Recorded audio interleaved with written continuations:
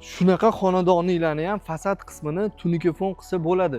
Ko'pchilik bunaqa uylariga alkofon bilan obshipkasini qilib beradi. Bizi bu yoni bo'lsa tunikofon bilan obshipkasini qilib berganmiz. Shu ko'rib turgan fasoniylarning oti patnis fason deydi. Bu alkofonni juda ham trendga chiqqan hisoblanadi.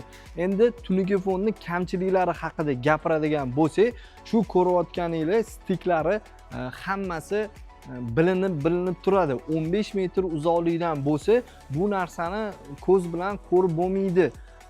Bu xonadonimizni общий tunikofon qilib berish uchun birinchi bo'lib biz razmerlarini olamiz, dizaynlarini sizlarga ko'rsatib beramiz. Ana undan keyin tasdiqlaganinglardan keyin shunaqa объемlarga общий 10 kun, 15 kun ichida qilib beramiz.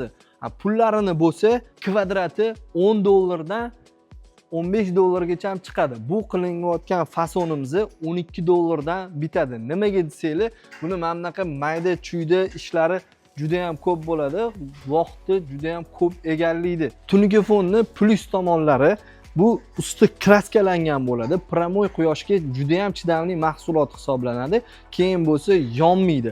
Alkofonda bo'lsa, alkofon quyoshda o'z rangini yo'qotish ehtimoli juda ham katta bo'ladi. Sababi usti laminatsiya bo'lgani uchun tez yonuvchan narsa bo'ladi. Sizlarga yana qanaqadir mana shu tunikofon haqida, uy fasadi haqida ma'lumotlar kerak bo'ladigan bo'lsa, kommentariyaga yozinglar.